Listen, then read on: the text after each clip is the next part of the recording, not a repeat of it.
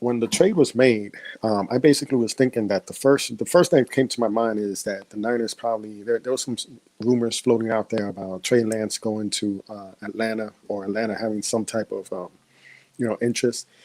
And I thought, you don't make a move like this unless it's Trey Lance. And you know, then I thought maybe they'd have some inside intel on with the Jets about Wilson, but of course, with the trade with Darnold, that squashed that. So I don't know. I have this feeling that it's Lance. I think that he also translates really well to the offense. I think he would be an upgrade over Jimmy G in the offense.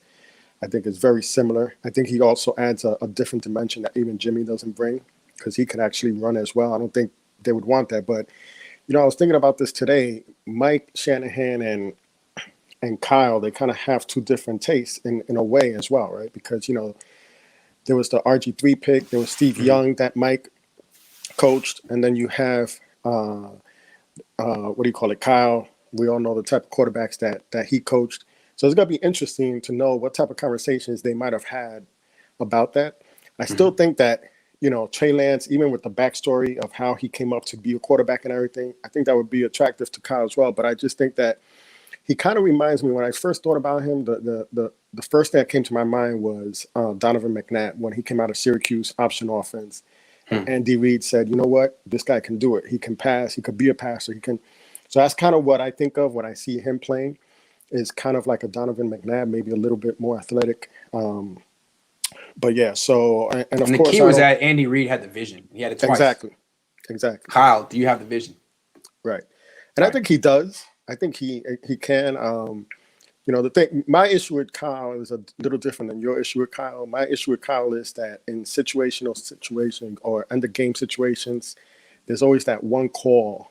Like you saw it in Atlanta, and of course, it's just certain times and key moments at the end of the game that it kind of drives me a little crazy with him, because it's like, you're so smart.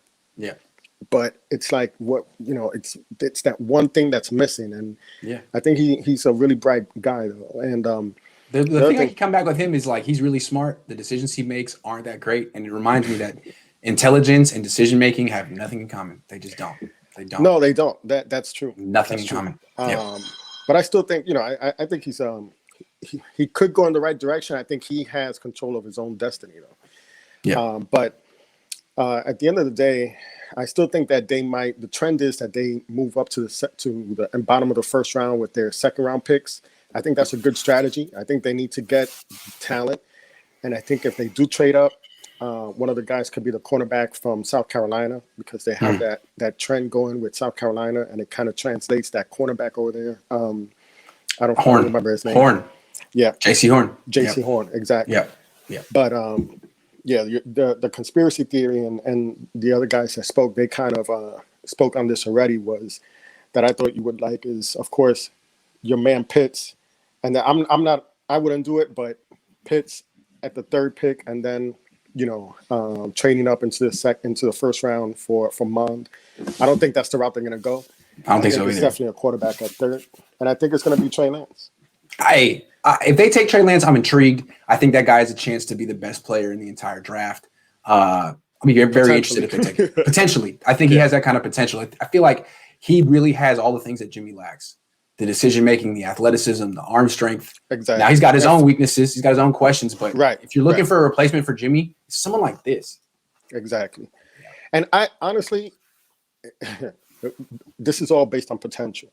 For what you, and I don't really want to slander Jimmy, but for what you've been getting at the quarterback position, is it really bad if he comes in and throws the amount of passes Jimmy's been throwing, and the running game is actually probably going to be even better. Right. And with him as an added weapon as well, and he can step right in. He kind of knows what he's. You're saying like Trey Lance the offense. Like, he didn't throw that much in college. Like, well, he's not going to throw that much in the Niners. Right. Exactly. Yeah. And I think that it's still a possibility that Jimmy G could be an attraction as a trade.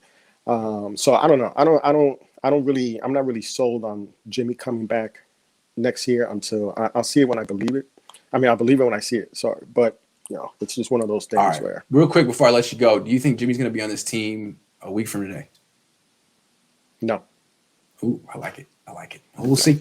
We'll see. All right, Antonio, great call. All right, Where you take calling care, from, by man. the way? Are you calling from the East Coast? I'm from Jersey, yeah, but I'm knew in it. Florida right now. So, Oh, but I'm okay. from Jersey. All right. Yeah. All right, man. Well, have a great day in Florida, man.